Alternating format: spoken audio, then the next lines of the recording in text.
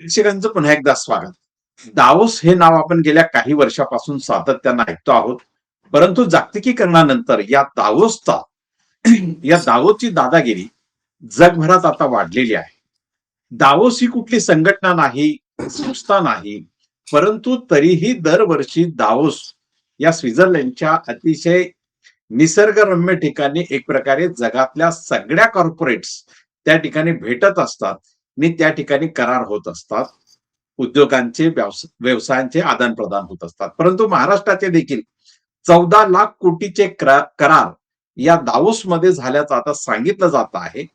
परंतु गेल्या वर्षाप्रमाणेच जसं महाराष्ट्रातलेच उद्योजक हे दावोसमध्ये जाऊन करार करत होते, तसाच काहीसा प्रकार यावेळी देखील होताना दिसतो आहे.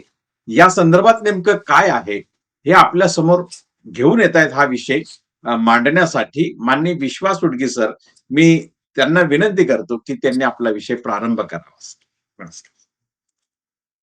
हा चांगला विषय आहे तुमचा. हा म्हणजे अत्यंत चवीने चघळण्याचा विषय सगळ्या लोकांच्या दृष्टीने. म्हणजे राज्य करताना वाटतं की दावोसला गेलं की लाखो कोटी रुपये तिथे ठेवले ते फक्त घेऊन यायचे, आणि अशा तऱ्हेने मराठी वर्तमानपत्र किंवा अगदी इंग्रजी वर्तमानपत्र त्याला फार मोठं महत्व दिलं. वास्तविक गेल्या काही वर्षात म्हणजे अगदी तुम्ही गेल्या 10 वर्षातलं घ्या, दावोसमध्ये झालेल्या करारांचं जे काही लाखो कोटी रुपयाचा हिशोब आहे आतापर्यंत भारत सरकारने विविध राज्यांमधून, त्यात महाराष्ट्र राज्य आहेच, माझ्या अंदाजाने 100 लाख कोटी रुपयापेक्षा जास्तीचे करार हे नोंदवले आहेत. असं दावोसमध्ये आम्ही नोंदवलेत असं त्या ठिकाणी जे जाऊन येतात विविध राज्यांचे लोक त्या ठिकाणी इथे आल्यानंतर मुलाखत देतात किंवा तिथूनच मुलाखती देतात. पण प्रत्यक्षात काय होतं तुम्हीच सांगितलं आता की मागच्या वर्षी फडणवीस साहेब तिकडे गेले आणि त्यांचे एक दुसरे आवडते मुख्यमंत्री आहेत, ते एकनाथ शिंदेचे राईट हँड लेफ्ट हँड काय म्हणतात ते आहेत, उदयराव सामंत. त्यामुळे हे दोघे आत्ता गेले तिथे, म्हणजे सुरू व्हायच्या आधीच 2 दिवस गेले आणि त्यांनी तिथे करार केले. आता ते करार दावोसमध्ये केले म्हणजे जसं पूर्वी गंगेत जाऊन बुडी मारायची किंवा काशी विद्यापीठातून पदवी घेतली असं जे काही पूर्वीचे लोक विद्वान सांगायचे, तसाच प्रकार हा पण आहे. दावोस ह्या ठिकाणी एक मात्र नक्की आहे की जगभरामध्ये दरवर्षी याच सुमारास दरवर्षी जगातले कॉर्पोरेट्स आणि उद्योगपती आणि विविध सरकारांचे प्रतिनिधी सुद्धा त्या ठिकाणी येतात. आपापल्या देशामधलं महत्वाचं काय ते सांगतात आणि विविध देशांमधून काय करार मदार होतात याची एक त्या ठिकाणी चर्चा होते. त्या ठिकाणी उद्योजकांमध्ये विविध विषयांवरती पण चर्चा होत असते. त्यामुळे दावोस या ठिकाणी जमणं, आणि तुम्ही म्हणाल ते बरोबर आहे, दावोस हे स्वित्झर्लंडमध्ये आत्ताच्या ह्या कालखंडात अतिशय छानपैकी निसर्गरम्य ठिकाण आहे, हे तर खरंच आहे. पण उद्योगपतींनी नावारूपास आणलेले हे ठिकाण त्यासाठी जगभरचे करार मदार होतात. जगभर वातावरण युद्धाचं आहे. जगभर वातावरण टॅरिफ जे ट्रम्पने सगळ्या देशांवरती लागू केलेत, कुठे 25%, कुठे 50%, कुठे 500% भारताला लागू केले, आणि आता ग्रीनलँड ताब्यात घेऊन युरोपमधल्या 10 देशांना आम्ही 50% तारीफ लावू आणि ग्रीनलँड आम्ही घेऊनच जाणार असं जेव्हा ट्रम्प सांगतो, तेव्हा तो सैनिकी बळाचा पण वापर करणार हे म्हटलं जातं. अशा वेळेस दावोस हा स्वित्झर्लंड जो देश आहे हा असं समजलं जातं की तुम्ही जगभर किती युद्ध खेळा, पण या देशामध्ये आम्ही कुठल्याच देशाचे नाही आहोत, आम्ही कुठल्याही देशाला ना म्हणणार नाही आहोत, पण आम्ही कुठल्याही देशाबरोबर जाणार नाही, कुठल्याचा विरोध पण करणार नाही. आणि म्हणून या दावोस या ठिकाणी विविध देशांचे लोक, शत्रू आणि मित्र एकत्र येतात आणि व्यापार करार बनवतात. पण आपल्या देशामध्ये एक फॅशन झालेली आहे की दावोसला जाऊन आम्ही एवढे लाख कोटी रुपये विदेशी गुंतवणूक आली. वस्तुस्थिती अशी आहे की मगाशी मी सांगितलं की 10 वर्षामध्ये 100 लाख कोटीचे एमओयू झाले, असं असताना प्रत्यक्षामध्ये किती लाख कोटी करार झाले तर मी असं सांगू इच्छितो 4 ते 5 लाख कोटीपेक्षा कुठलेही करार मदार या गेल्या 10 वर्षात झाले नाहीत. महाराष्ट्रापुरते बोलायचं झालं तर नंबर 1 ची गोष्ट. दावा दुसरा जो केला जातो की आम्ही एवढे लाख तेवढे लाख रोजगार निर्माण करू, ते करारच होत नाही, ते कागदावरच राहतात, तर रोजगार कसे निर्माण होतील, हा दुसरा मुद्दा. त्यामुळे रोजगार निर्मितीचं सांगून हे जे भांडवल या ठिकाणी गुंतवणूक येईल, ते भांडवल गुंतवणूक येत नाही, कारखाना येत नाही, आलेला कारखाना गुजरातमध्ये जातो आणि मराठी माणसासकट महाराष्ट्रीयन माणूस नागवला जातो. या ठिकाणी ट्रेजरी मधला पैसा रिकामा होत असताना आणि ट्रेजरी मधला पैसा निवडणुकीच्या निमित्ताने मत विकत घेण्याकरता वापरत असताना या महाराष्ट्रामध्ये दरडोई उत्पन्न हे एकूणच बिहार आणि झारखंड पेक्षाही वाईट आहे असे आकडे येत असताना महाराष्ट्राने गेल्या 2 वर्षामध्ये 20 लाख कोटीचे एमओयू केले विदेशी गुंतवणूकदारांचे, हे हास्यास्पद आहे. आणि ही जी 2 माणसं जाताना दिसतात, मुख्यमंत्री उपमुख्यमंत्री किंवा आणखीन कोणी, तर ते हास्यास्पद बनतायत. कोणाच्या दृष्टीने हास्यास्पद? ते जनतेच्या दृष्टीने.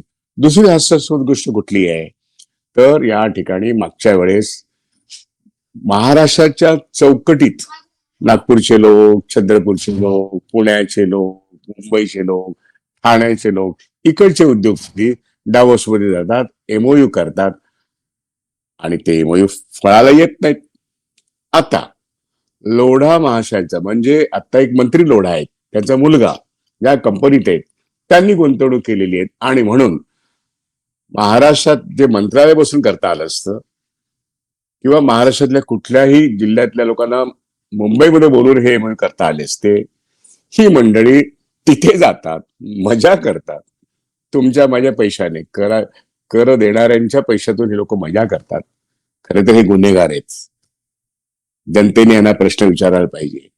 तसं न होता हे विदेशी गुंतवणुकीच्या गप्पा मारतात. बजेट आता 1 फरवरीला आहे केंद्राचं, अर्थातच राज्याचं पण येईल, महानगरपालिकेचं पण येईल. यांचं कर्तृत्व तिथे दिसलं पाहिजे, ते दिसतच नाही. कारण दरडोई उत्पन्न वाढवण्यासाठी इथे रोजगार वाढला पाहिजे आणि महानगरपालिका असो किंवा राज्य असो किंवा देश असो, याच्यामध्ये आता रोजगाराच्या संधी निर्माण करणारे उद्योगच निर्माण होत नाहीयेत. डिजिटल इंडियामध्ये आणि एआय मध्ये नवीन रोजगार माणसंच नेमत नाहीत.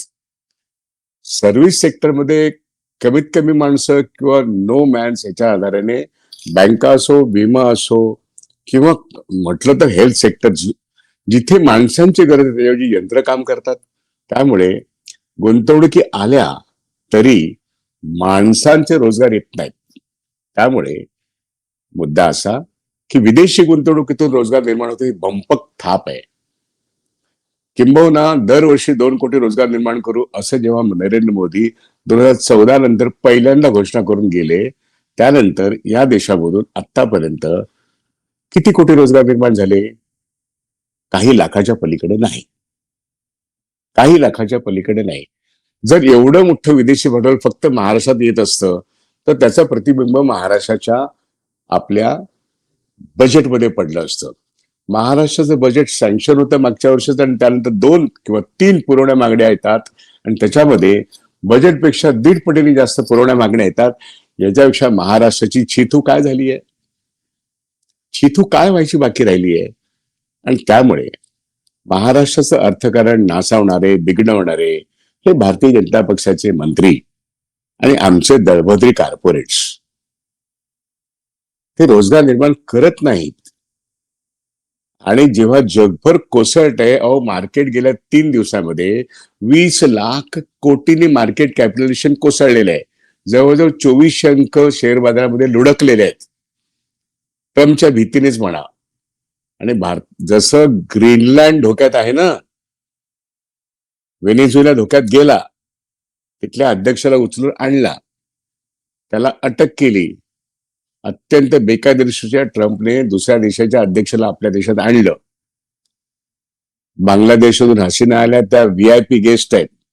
तो देश आता इलेक्शनच्या मोडमध्ये गेला, पण व्हेनेझुएलाच्या मादुरो यांना आणून अटक केली आणि तिथल्या ऑइलवरती अमेरिकेच्या कंपन्यांचा कब्जा झाला. तसं ग्रीनलँडवरच्या खनिजावरती ट्रम्प कब्जा करतोय आणि 10 युरोपियन देश अमेरिकेच्या विरोधात उभे आहेत. असं असताना ट्रम्प महाशय सांगतात 4 दिवसाचं युद्ध मी थांबवलं. एवढंच नाही तर ते भारताच्या हिंदी महासागराजवळ जे दियोगो गार्शिया नावाचं ठिकाण आहे, बेट आहे मोठ्याच्या मोठं, मॉरिशसच्या पुढे इंदिरा गांधींना त्यावेळेस धमक्या देण्यात येतल्या, पण त्यांनी सांगितलं खबरदार हात लावलात तर. त्यांनी बांगलादेशच्या मुक्तीच्या वेळेसच दिएगो गार्शियाचा प्रश्न आला होता. इंदिरा गांधी फर्म राहिल्या, त्यामुळे अमेरिकेची हिंमत झाली नाही. तो दिएगो गार्शिया नावाचं एक स्ट्रॅटेजिक बेट हिंदी महासागरातलं आता ट्रम्प महाशय जसं ग्रीनलँड कब्जात घेत आहे, जसं व्हेनेझुएला कब्जात घेण्याचा प्रयत्न आहे, जसा कॅनडा कब्जात घेण्याचा प्रयत्न आहे, तसा दिएगो गार्शिया सुद्धा कब्जा घेण्याचा प्रयत्न आहे. ते रोजच मोदींना धमक्या देत आहेत. अशा वेळेस हे आमचे दोन महाराष्ट्राचे नेते, आता त्याने नेते का म्हणा हा प्रश्न आहे, पण तिथे जाऊन लोडाच्या मुळाबरोबर करार करतात. असेच आणखीन कोणीतरी ब ई छोटे मोठे व्यापारी यांच्यावरती करार करायचे जे कधीच अंमलात येत नाहीत. अशा तऱ्हेचा व्यवहार जेव्हा आपले मुख्यमंत्री करतात तेव्हा हास्यास्पद असा त्यांचा तो एकूणच व्यवहार महाराष्ट्रातल्या तमाम मराठी माणसाला, तमाम महाराष्ट्रीय माणसाला ज्याने भाजपच्या विरोधात मत दिलंय, पण इलेक्शन कमिशनरमुळे, एकूणच निवडणूक पद्धतीमुळे लोकांनी निवडणुकीमध्ये मतदान विरोधात करूनही ही माणसं निवडून येतात. अशा तऱ्हेची लोकशाही यंत्रणा आपल्याकडे असताना यांनी आणलेल्या 20 लाख कोटीच्या एमओईचं काय होऊ शकतं याची तमाम महाराष्ट्रीय माणसांना कल्पना आहे. पण यांचे भाट वर्तमानपत्रामधून बातम्याच्या बातम्या पहिल्या पानावरती देतात. ते देत राहोत, म्हणूनच त्यांना गोदी मीडिया म्हणतात. आणि अशा वेळेस या 20 लाख कोटीच्या डावोसमध्ये झालेल्या एमओईचं काय कौतुक आहे याच्यापेक्षा मार्केट कॅपिटलायझेशन गेल्या 3 दिवसात किती कोसळलं, त्यात 20 लाख कोटीचं मार्केट कॅपिटलायझेशन संपलेलं आहे. आणि या देशामध्ये दरडोई उत्पन्न जीडीपी 4थ्या नंबरचा देश होऊन सुद्धा महाराष्ट्रात, महाराष्ट्रातल्या जिल्ह्यामध्ये आणि देशातल्या सामान्य नागरिकाचं दरडोई उत्पन्न हे कमी झालेलं आहे. तो अधिक गरीब झालेला आहे. आणि ह्याच्यामध्ये कष्ट करणारा अधिक त्याच्या डोक्यावरती बोजा आलेला आहे. रोजगार नाही. तुम्ही किती लाख कोटीच्या गप्पा मारल्यात तरी रोजगार निर्मिती होत नाही. महागाई वाढते, दारिद्र्य वाढते, रेशनवरचं धान्य खाणाऱ्या लोकांची संख्या वाढते, म्हणजे दरिद्री लोकांची संख्या वाढते. पण मात्र आमची आर्थिक जी काही आकलन आहे या देशातल्या लोकांचं, विशेष करून शिकलेल्यांचं, हे मात्र सुधारत नाही.